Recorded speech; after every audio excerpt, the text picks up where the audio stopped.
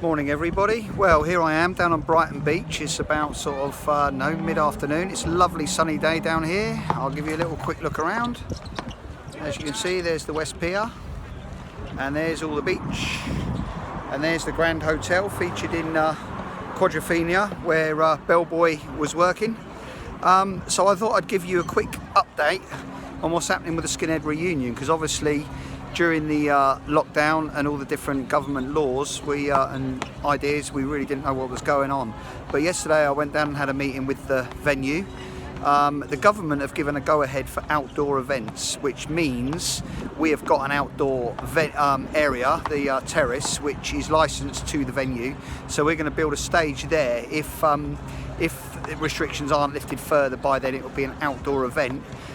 Which is great because we've got plenty of space there. We're going to fence off sort of further out into the road, because they've actually closed Madeira Drive to transport, which is not a good thing for, you know, the mods who come down on their scooters and all the different car things like the classic cars and minis and all that type of stuff that goes on. But for us, for the Skinheads, we don't really involve ourselves with transports. A few scooters come, but apart from that, we're generally a pedestrianised event. So what we're going to do is we're basically going to open that area out. We're going to build a fence up there, so it means that our numbers will probably be less than as usual, because we've got to be strictly licensed within our fenced area. So it means that pretty much only people with tickets will be attending the Skinhead reunion, whereas before we've done sort of bits of freebies during the day and all sorts of stuff that I can't really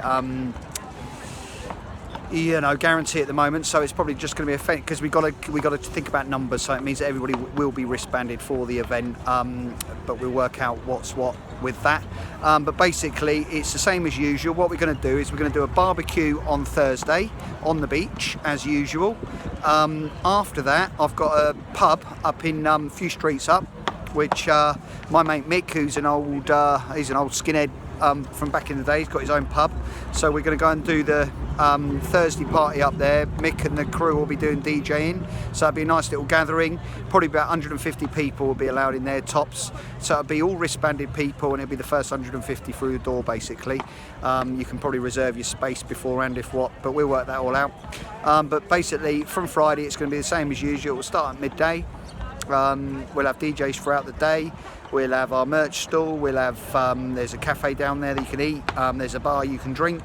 There's going to be DJing throughout the day. We've got lots of bands booked.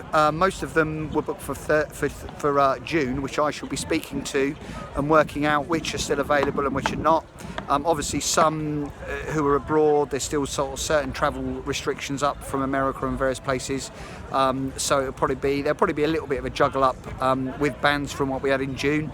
But it'll be the same as usual. We'll have a really good cross section of really quality bands, most of which are bands that write their own music. They're very passionately involved in the skinhead world.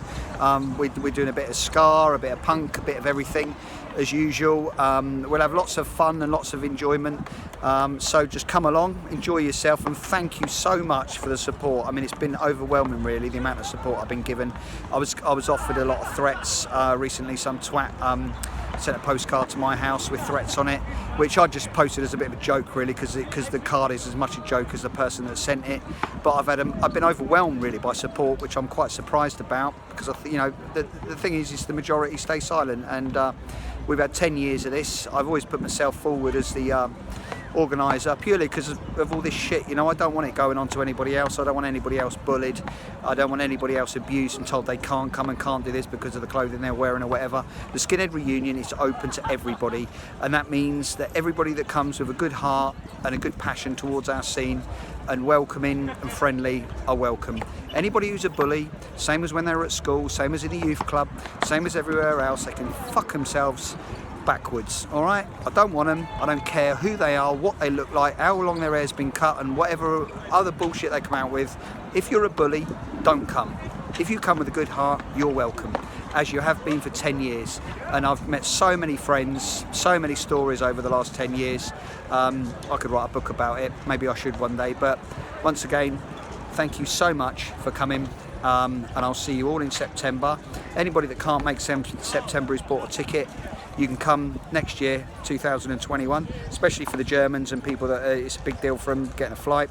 But once again, thank you so much. See you in September, 10th for the pre-party, 11th, 12th, 13th for the Great Skinhead Reunion, 10th year 2020. Bye bye.